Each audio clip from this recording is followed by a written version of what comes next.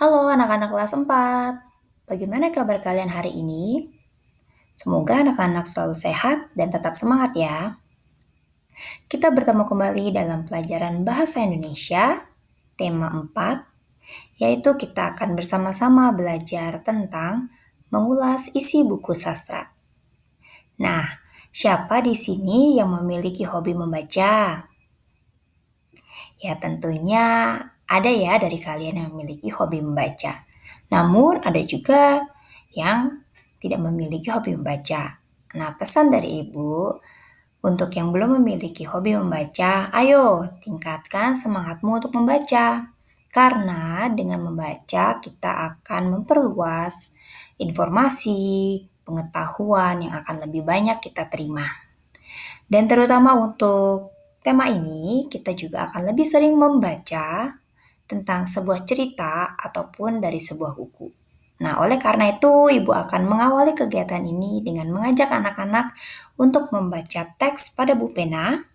Silakan dibuka buku pena tema 4, halaman 28 sampai dengan 29. Silakan anak-anak baca mandiri dan pahami isi teks tersebut. Kemudian, jawablah pertanyaan di bawahnya, yaitu halaman 29 sampai dengan 30. Dari nomor 1 sampai dengan nomor 6. Silakan kalian kerjakan di buku tulis kalian ya. Nah, bagian yang pertama, mengulas isi buku sastra. Karya sastra dapat digolongkan menjadi 3 macam, yaitu ada puisi, ada prosa, dan drama. Nah, sebuah buku sastra biasanya berisi satu atau beberapa cerita. Mengulas isi buku sastra berarti menjelaskan satu persatu hal yang dibahas di dalam buku. Selain itu, mengulas buku juga berarti menilai serta memberi pendapat terhadap buku yang sudah dibaca. Nah, hasil dari mengulas isi buku tersebut disebut dengan ulasan. Hal yang diulas dalam buku sebagai berikut. Yang pertama ada data buku. Data buku berisi judul, nama penulis, penerbit, jumlah halaman, dan tahun buku yang diterbitkan. Lalu yang kedua ada inti cerita, dan yang ketiga ada manfaat membaca buku tersebut. Lalu yang keempat biasanya juga berisi kelebihan dan kekurangan isi buku tersebut. Nah, contohnya seperti ini. Kalau anak-anak yang sudah pernah membaca novel yang berjudul Hujan, ya pengarangnya adalah Terelie. Nah, novel ini salah satu novel yang terlaris, jadi sudah banyak yang memiliki novel tersebut. Nah, kalau kita ulas isi novel tersebut adalah dari judulnya. Judulnya adalah Hujan. Lalu penulisnya adalah Terelie. Nah, tahun terbit novel tersebut adalah Januari 2016. Nah, penerbitnya anak-anak bisa mendapatkan identitas ulasan ini, ulasan atau resensi, ini dari biasanya di halaman kedua ataupun ketiga setelah kalian membuka buku tersebut. Ya, jadi seperti ini isinya. Nah, terus isi resensinya juga atau isi ulasan itu anak-anak bisa peroleh setelah kalian membaca buku tersebut sampai dengan selesai. Jadi anak-anak baru akan bisa menceritakan secara singkat novel tersebut itu menceritakan tentang apa, lalu bagaimana dengan tokoh-tokohnya, dan juga bagaimana dengan alur atau jalan ceritanya. Nah, itu nanti dituliskan di sini sebagai isi ulasannya. Nah, terus setelah membaca novel tersebut juga kalian bisa menentukan, oh keunggulan atau kelebihan dari novel tersebut apa. Bisa dilihat dari alurnya atau jalan ceritanya, terus juga bisa dilihat dari bahasa juga atau penulisannya seperti itu. Dan juga penokohannya, tokoh-tokohnya seperti apa. Itu bisa kalian tuliskan untuk keunggulan maupun dari kekurangan novel tersebut. Nah, jadi ini adalah contoh mengulas isi buku. Nah, anak-anak nanti bisa pelajari lagi lebih lanjut.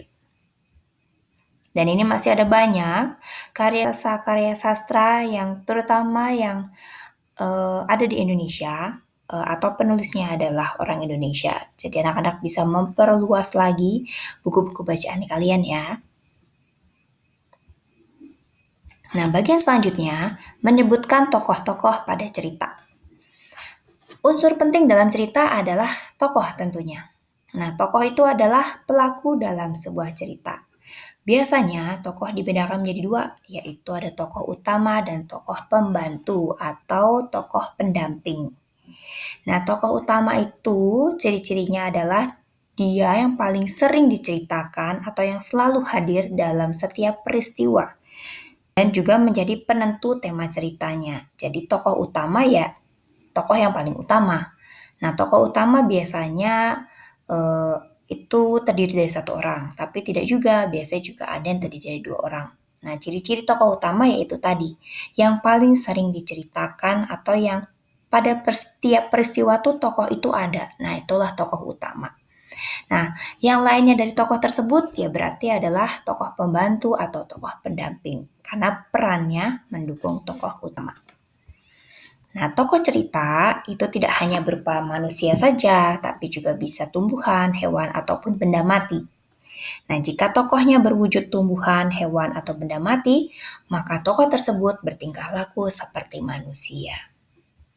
Nah, contoh-contohnya seperti gambar ini ya. Biasanya kalau yang seperti tumbuhan ataupun hewan itu pada cerita dongeng ya.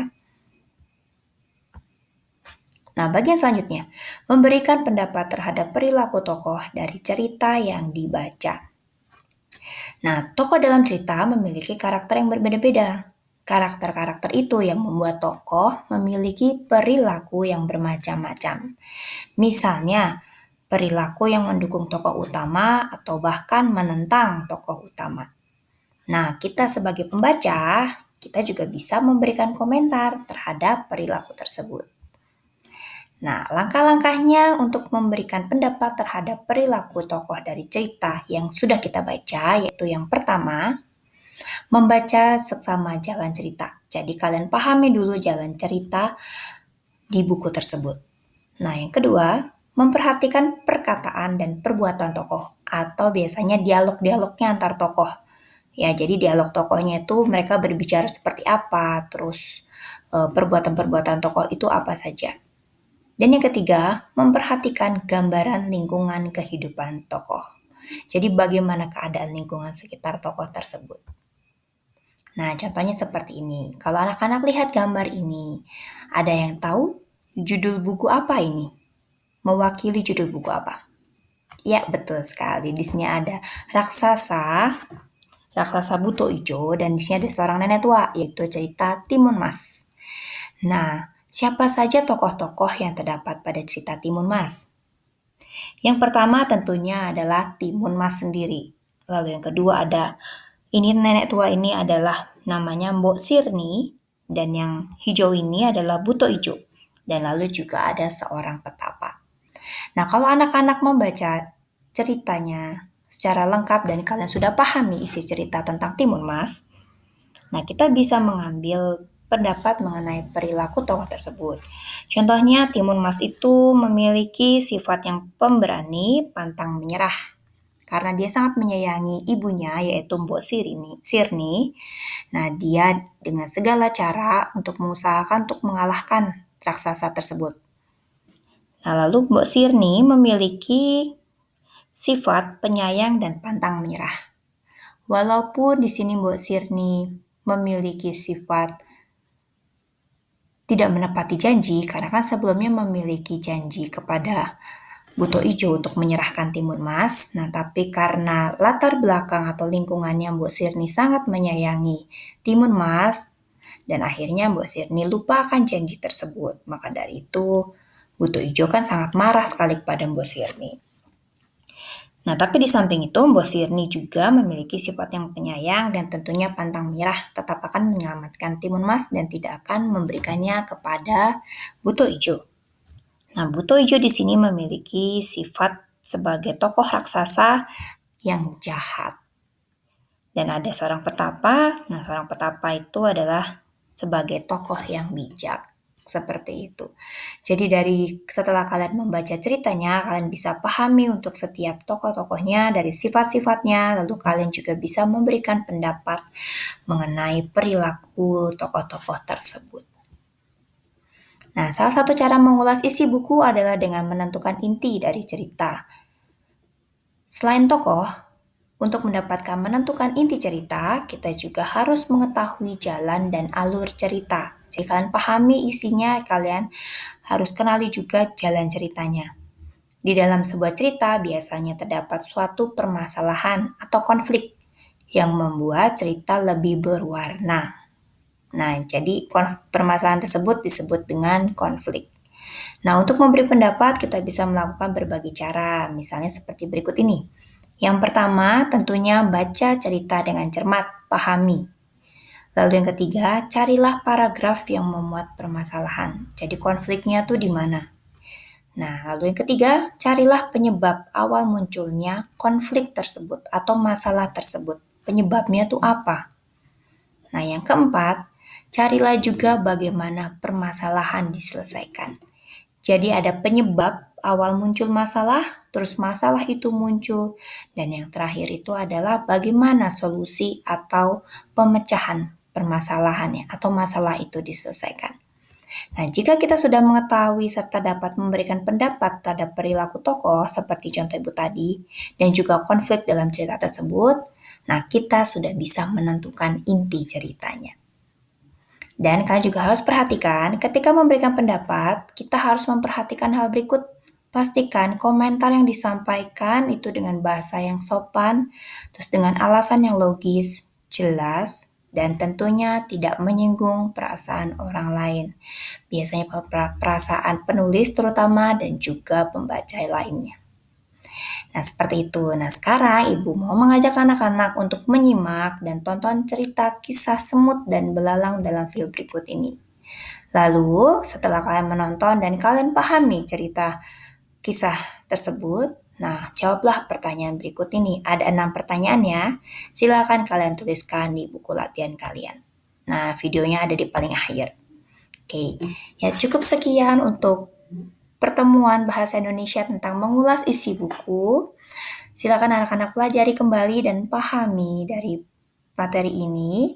Untuk soal latihan semua yang ada di sini tidak usah dikumpulkan ya untuk sebagai bahan latihan anak-anak. Nah, mungkin nanti di next Vicon kita bisa sedikit untuk membahasnya. Seperti itu. Terima kasih, Ibu mohon maaf jika ada salah kata dan semangat selalu belajarnya. Tuhan Yesus memberkati.